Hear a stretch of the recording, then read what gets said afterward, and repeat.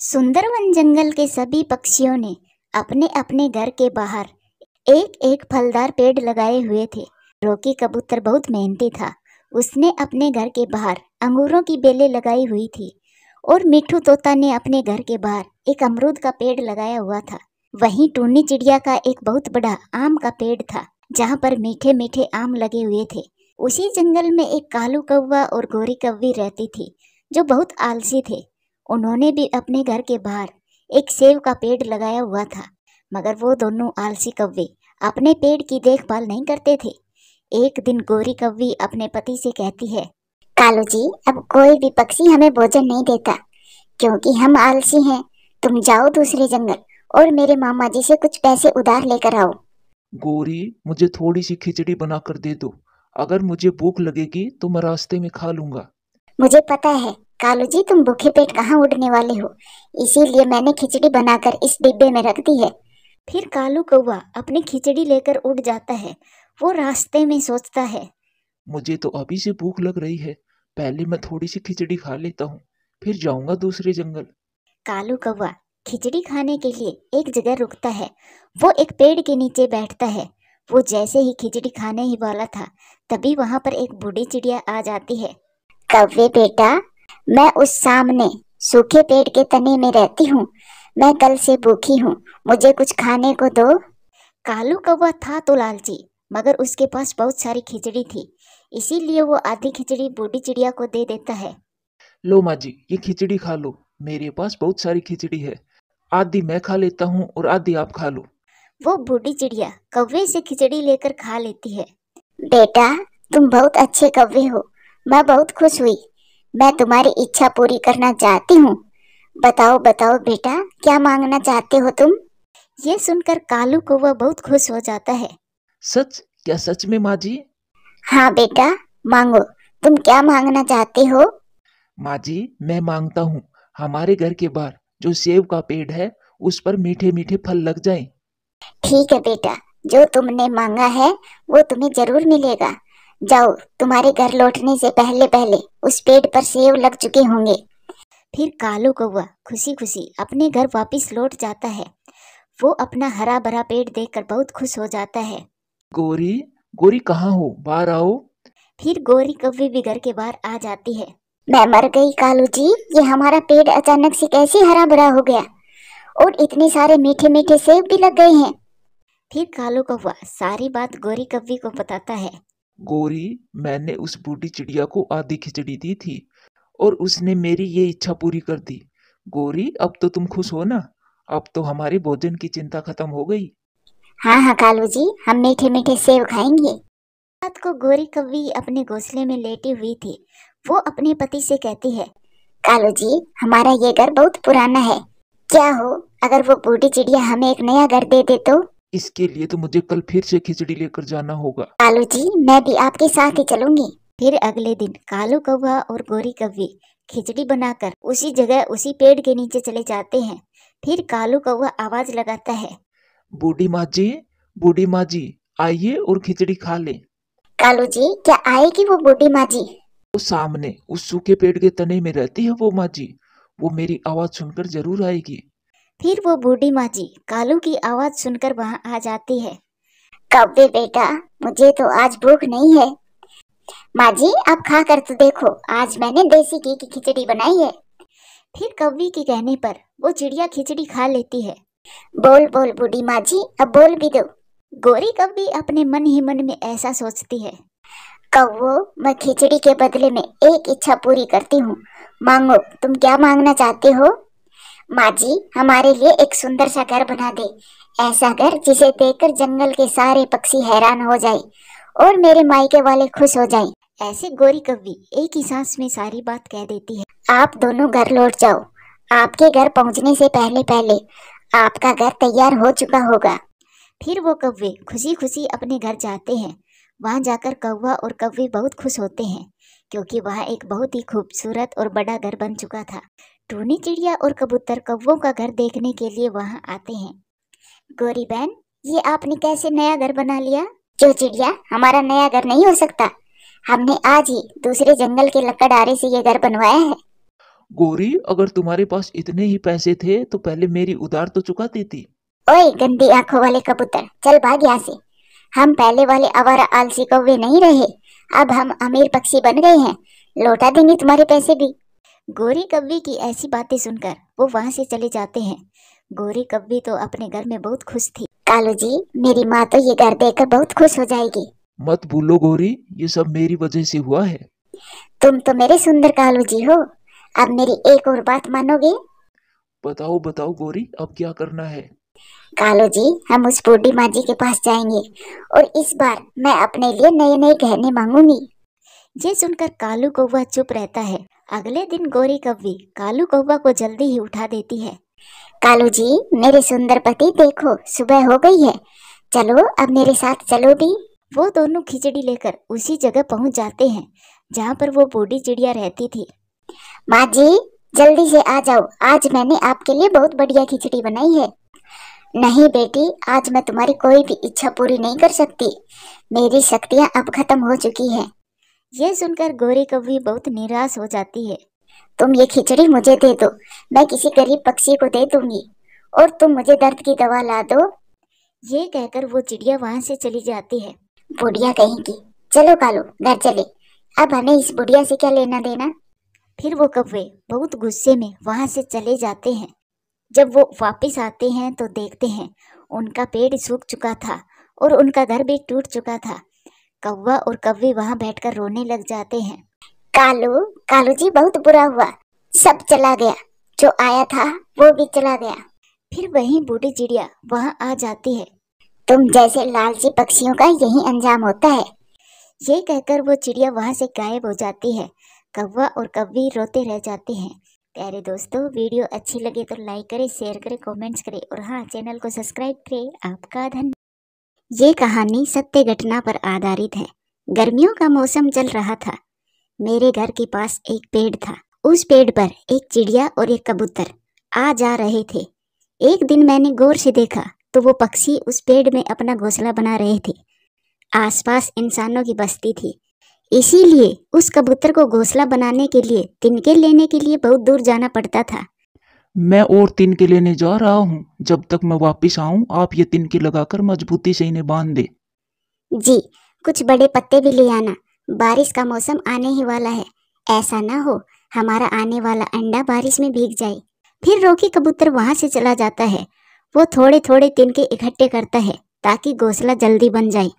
मेरा काम तो हो गया है। जब तक अंडे के पापा आते हैं तब तक मैं नदी से पानी पी आती हूँ। ऐसे ही दिन गुजरते गए। मम्मा और पापा के काम थे जो कभी भी खत्म नहीं होने वाले थे। वो हर समय काम करते रहते। सुबह से शाम तक वो दोनों एक मिनट तक आराम ना करते थे। मैंने ऐसा ही देखा था। फिर कुछ दिनों के बाद वो मम्मा चिड़िया अपने घोंसले में एक छोटा सा अंडा देती है। अब तुम्हारी जिम्मेदारी और भी बढ़ गई है। मुझे मालूम है घोंसले में बैठे रहना इतना आसान नहीं है, मगर आपको ये करना होगा। और मुझे ये भी मालूम है कि अब सारे काम आपको ही करने हैं। अपना ख्याल रखना और अपनी सेहत का भी, अपने आने वाले बच्चों के लिए। रोकी कबूतर को अब अपने आने वाले बच्चे के लिए दाना इकट्ठा करना था। एक दिन कबूतर दाना लेने गया हुआ था कि तेज बारिश और हवा शुरू हो जाती है। उस तूफान में ऐसा लग रहा था कि चिड़िया का घोंसला अभी गिर जाएगा, मगर ऐसा ना हुआ। चिड़िया का घोंसला डटा हुआ था और चिड़िया अपने घोंसले में सहमी हुई बैठी थी। न जाने ऐसे मौसम में रोकी जी किस हाल में होंगे। मेरा घोंसला मजबूत तो है, लेकिन बारिश और तेज हवा, ऐसी बारिश में मुझे अपने घोंसले की चिंता हो रही है। रोकी भाई, लगता है थोड़ी देर बाद बारिश रुक जाएगी और सब ठीक हो जाएगा। यार मिठू, आज मेरे इस पंख में बहुत दर्द हो रहा है। अरे, तुम्हारा ये पंख तो टेढ़ा हो गया है, और ये मैं जानता हूँ ऐसा कब होता है। क्या मतलब है तुम्हारा? मैं कुछ समझा नहीं। शायद अब तुम ज्यादा दिन जिंदा नहीं रहोगे। जब मेरी माँ का पंख भी टेढ़ा हुआ था तब वो कुछ ही दिनों के बाद मर गई थी। मिठू तोते की बात सुनकर रोकी घबरा जाता है और उसका ध्यान अपनी पत्नी और अंडे की तरफ जाता है और वो बारिश में ही उड़कर अपने घोंसले की तरफ पहुंच जाता है। बारिश भी अब जाकर रुकी है जब मैं घोंसले में पहुंच गया। मैं तो बहुत डरी हुई थी। मैं तो सोच रही थी आप ना जाने कहाँ होंगे और किस हाल में होंगे। टूनी, देखो तो जरा, क्या मेरा ये पंख टेढ़ा है? हाँ, थोड़ा सा महसूस तो हो रहा है। फिर तो मिठू की बात सच्ची ही होगी। क्या क्या कहा था मिठू तोते ने? यहीं की, अब मैं कुछ ही दिनों में मर जाऊंगा। ये सुनकर मम्मा चिड़िया रोने लग जाती है। ऐसा दोबारा ना कहना, इतनी बड़ी बात आप इतनी आराम से कह रहे हो। अपने आने वाले बच्चों के बारे में तो सोचें। अगर हमें कुछ हो गया तो क्या बनेगा हमारे अंडे का। 2 दिन गुजर गए थे, अंडे में कुछ हलचल हो रही थी। आप जल्दी जल्दी से कोई नरम सा फल ले आए। अंडा हिल रहा है, बच्चा निकलने ही वाला होगा। तुम ध्यान रखना, मैं अभी फल लेकर आता हूँ। रोकी के जाने की कुछ ही देर बाद अंडा टूट जाता है और उस अंडे में से एक प्यारा सा सुंदर सा बेटा बाहर निकलता है, जो देखने में बहुत ही कमजोर था। वो अंडे से निकलते ही चू चू करने लगता है। न जाने उसे ये किसने बताया था कि ऐसा करने पर उसे दाना मिलेगा। मम्मा चिड़िया उसको दाना खिलाती है और उसका छोटा सा पेट था जो कि भरने का नाम ही नहीं ले रहा था। दोपहर के बाद रोकी कबूतर लड़खड़ाता हुआ आता है और उस पेड़ के पास तने से लगकर बैठ जाता है। उसके पास एक मीठा फल था। बच्चे की मम्मा, मैं यहाँ हूँ, यहाँ आओ मेरे पास। फिर टूनी चिड़िया अपने पति के पास आती है। बधाई हो, हमारे घोंसले में बेटा आया है। ये सुनकर रोकी की आंखों में आंसू आ जाते हैं। मगर मैं उड़कर अपने घोंसले तक नहीं जा सकता, मेरा ये पंख टूट गया है। बहुत मुश्किल से यहाँ तक आया हूँ।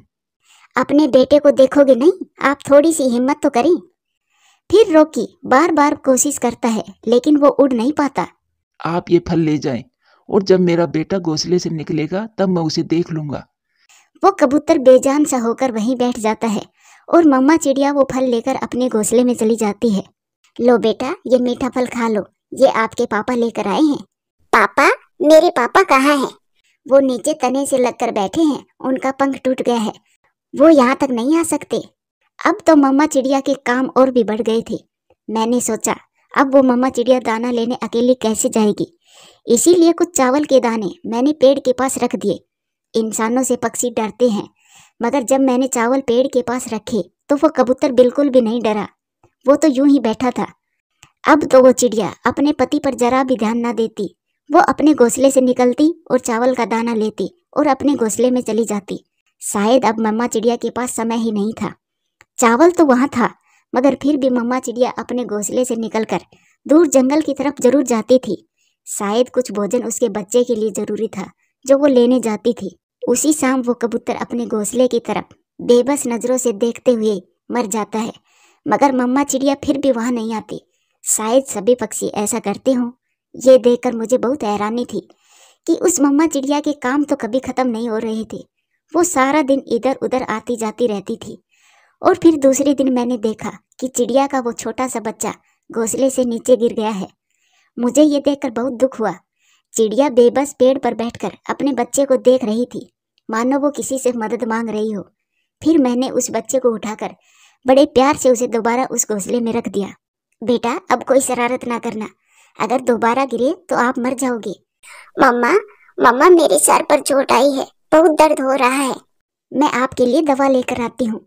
ऐसा कहकर मम्मा चिड़िया वहाँ से चली जाती है और मम्मा चिड़िया के जाते ही वो बच्चा दोबारा फिर से गिर जाता है और फिर वो दूसरी सांस भी नहीं ले पाता और वहीं मर जाता है। ये देखकर मुझे बहुत दुख हुआ, मगर प्रकृति के आगे किसी का जोर नहीं। मम्मा चिड़िया जब वापस आती है तो अपने बच्चे को मरा हुआ देखकर बहुत रोती है। और फिर अगले दिन मैंने देखा वो मम्मा चिड़िया उसी पेड़ के तने के पास लगकर बैठ जाती है जहाँ बैठे बैठे उसका पति मरा था। वो सुबह से शाम तक वहीं बैठी रहती है। जिसके पास सुबह से शाम तक 1 मिनट का समय नहीं था, आज उसे कोई काम न था। आज वो अपने लिए दाना लेने भी नहीं जाती और वहीं बैठे बैठे अपनी जान दे देती है। मैंने ये सब देखकर बहुत कुछ सीखा। जिंदगी बहुत छोटी सी है, अपने रिश्तों से प्यार करें, क्या पता कब कौन बिछड़ जाए। प्यारे दोस्तों, वीडियो अच्छी लगे तो लाइक करें, शेयर करें, कमेंट्स करें और हाँ, चैनल को सब्सक्राइब। पहाड़ों पर एक चील रहती थी, बेआसरा और बूढ़ी चील थी। साथ में उनका छोटा सा बच्चा भी था। कोई भी पक्षी डर के मारे उसके पास ना जाते थे, क्योंकि जवानी के दिनों में न जाने उसने कितने ही पक्षियों का मांस खाया था। मिट्ठू, मैंने देखा आज भी वो बूढ़ी चील अपने घोंसले में अकेली बैठी हुई थी। कोई भी उसकी मदद करने वाला नहीं है। उसका एक छोटा सा बच्चा भी है, वो तो भूखा प्यासा मर ही जाएगा अगर उस चील को कुछ हो गया तो। चिड़िया, मैं तो वहां जाने वाला नहीं हूँ। मुझे तो वो दिन आज भी याद है जब उस चील ने मेरे पिताजी को नोच नोच कर मार डाला था। मिट्ठू भैया, मैं जानती हूँ वो बहुत जालिम चील थी, मगर हमें ये भी तो सोचना चाहिए, अब वो बूढ़ी हो गई है और बहुत मुश्किल में है। कोई भी चिड़िया का साथ नहीं देता। वो चिड़िया अकेली ही कुछ फल और दाना लेकर उस चील के पास जाती है। चील दी, मैं जानती हूँ आप भूखी हो और आपका बच्चा भी भूखा है। मैं मांस तो नहीं ला सकती, मगर ये फल और कुछ दाने लाई हूँ आपके लिए। चिड़िया, ये मैं हमेशा याद रखूंगी कि आपने मुश्किल समय में मेरी मदद की और मेरे छोटे से बच्चे को मरने से बचाया। फिर चिड़िया चील को दाना देकर वहां से चली जाती है। उस दिन के बाद चिड़िया जब भी दाना लेने जाती वो थोड़ा सा भोजन चील के लिए भी ले आती। धीरे धीरे चील का बच्चा भी बड़ा हो गया और वो उड़ने भी लगा। चील दी, आज मैं बहुत खुश हूँ कि आपका बेटा उड़ने लगा है, वो बहुत बड़ा हो गया है। ये सब तुम्हारी वजह से हुआ है, वरना मेरा बेटा तो भूख से कब का मर गया होता, अगर तुम हमारी मदद ना करती तो। फिर चील का बेटा भी वहाँ आ जाता है। मैं उदास हूँ कि मेरा कोई दोस्त नहीं है। सब अपने अपने दोस्तों के साथ उड़ते हैं, खेलते हैं, बाहर जाते हैं। आखिर मैं कब तक अकेला अपना जीवन गुजारूंगा? तुम चिंता ना करो बेटा, मैं कल अपने साथ अपने बेटे को ले आऊंगी और वो तुम्हारे साथ खेल लिया करेगा। वो करेगा तुम्हारे साथ दोस्ती। चिड़िया अपने घर चली जाती है और फिर उसी रात को वो चील मर जाती है। उसका बेटा बड़ा तो हो गया था, लेकिन इतना भी बड़ा नहीं था कि वो इतना बड़ा दुख सहन कर सके। वो पूरी रात अपनी माँ के पास बैठा घंटों रोता रहता है। कुकू बेटा, आज तुम मेरे साथ चलो, आज मैं तुम्हें तुम्हारे दोस्त से मिलवाती हूँ। मेरा दोस्त? मगर वो कहाँ है मम्मा? तुम चलो मेरे साथ, अभी मिलवाती हूँ। फिर चिड़िया अपने बेटे को साथ लेकर चील के घोंसले में जाती है। चिल्लू बेटा, चुप कर जाओ, तुम्हारी मम्मा अब कभी भी लौट कर नहीं आएगी। आंटी, मम्मा ने मरने से पहले कहा था कि आप कभी भी मुझे छोड़कर ना जाना। बेटा, मैं हमेशा आपके साथ रहूंगी और आज से आप मेरे साथ मेरे घर में रहोगे और हम दोनों एक साथ खेलने भी जाया करेंगे। फिर चिड़िया चिल्लू को अपने साथ अपने घर ले जाती है। कालू, वो चिड़िया ना जाने कहां से एक चील का बच्चा उठाकर लाई है। वो इतना भी छोटा नहीं है कि वो शिकार ना कर सके। मुझे तो डर है कहीं वो हमारे जग्गू को ही ना खा जाए। मैं आज ही जाकर चिड़िया से बात करता हूँ और उस बच्चे को वहां से भगाता हूँ। जाओ कुकू बेटा, भाई को जंगल की सैर करवा लाओ। फिर दोनों बच्चे जंगल में खेलने चले जाते हैं। कालू चिड़िया के पास आता है। चिड़िया अपने घर के बाहर बैठी हुई थी। चिड़िया, एक दिन का समय दे रहा हूँ मैं तुम्हें। तुम आज ही उस चील के बच्चे को निकाल दो अपने घर से। अगर उसने किसी पक्षी को खा लिया तो तुम्हें उसकी सजा मिलेगी। कालू भैया, वो बच्चा छोटा सा था, तब से मैं उसे माँ की तरह पाल रही हूँ। वो मुझे अपनी माँ की तरह ही मानता है और वो मांस नहीं खाता। चिड़िया, आदत कभी नहीं छूटती। जो कहा है वो करो, वरना तुम मुझे अच्छी तरह से जानती हो। टूनी चिड़िया कौवे की धमकी से डर जाती है। ठीक है, मैं बता दूंगी उसे कि अब मैं उसे अपने साथ नहीं रख सकती। फिर चिड़िया नदी पर जाती है जहाँ पर कुकू और चिल्लू बैठे हुए थे। मम्मा चिड़िया वहाँ आती है और रोने लग जाती है। मम्मा, मम्मा क्या हुआ? आप रो क्यों रही हैं? मम्मा, क्या आप किसी बात से परेशान हैं? चिल्लू बेटा, आज जंगल का सबसे बुरा पक्षी कालू कौवा आया था और उसने मुझे धमकी दी है कि मैं तुम्हें अपने घर में ना रखूं। पक्षी तुम्हारी वजह से डर रहे हैं। माँ, मैं बेटा हूँ आपका। मेरी वजह से आपकी आंखों में आंसू नहीं आने दे सकता। मैं जा रहा हूँ, मैं अपने माँ के घोंसले में ही जा रहा हूँ। मम्मा, मगर मैं चिल्लू के बिना नहीं रह सकता। बेटा, मैं कैसे पूरे जंगल के पक्षियों से दुश्मनी ले सकती हूँ? फिर चिल्लू वहां से चला जाता है और कुकू और उसकी मम्मा उदास मन से अपने घर चले जाते हैं। अपने पुराने घोंसले में जाकर चिल्लू उदास होकर बैठ जाता है। उसे आज महसूस हो रहा था कि उसकी माँ नहीं है, क्योंकि वो तो चिड़िया को ही अपनी माँ समझता था। दिन गुजरते गए। एक दिन कालू कौवे का बेटा जग्गू और कबूतर का बेटा किक्की खेलते खेलते पहाड़ों की तरफ चले जाते हैं। वो वहाँ बैठे हुए थे कि वहाँ आवारा उल्लू आ जाते हैं। भाई, इन छोटे छोटे पक्षियों के अच्छे दाम मिलेंगे। हाँ भाई, अगर हम इन्हें पकड़ ले जाते हैं तो हमारा जीवन बहुत आसान हो जाएगा। ये हमारे लिए काम भी करेंगे और हम इन्हें सारी उम्र नौकर बनाकर रख सकेंगे। वो दोनों उल्लू उड़ते हैं और दोनों बच्चों को पकड़ लेते हैं और उन्हें एक जाल में बंद कर देते हैं। तभी वहाँ चिल्लू आ जाता है। अगर अपनी जान बचाना चाहते हो तो इन छोटे बच्चों को छोड़ दो, वरना मैं तुम्हें जान से मार दूंगा। चिल्लू आगे बढ़कर उन उल्लुओं पर हमला कर देता है। लड़ाई शुरू होती है। चिल्लू उन बच्चों को उल्लुओं से बचा लेता है। वो उल्लू अपनी जान बचाकर वहां से भाग जाते हैं। दोस्त, अगर आज तुम हमारी जान ना बचाते तो ये उल्लू सारी उम्र हमें नौकर बनाकर रखते। हाँ दोस्त, मगर मैं चाहे जो कर लूं, कोई भी मेरा विश्वास नहीं करेगा कि मैं मांस नहीं खाता। सभी पक्षी समझते हैं कि मैं मांस खाने वाला पक्षी हूँ। तभी वहाँ पर गोरी कौवी और कालू कौवा भी आ जाते हैं। बेटा, हमें माफ कर दो। हमें मालूम हो गया है कि तुम हमारे बच्चों के दुश्मन नहीं हो, बल्कि दोस्त हो। आओ, हम तुम्हें लेने आए हैं।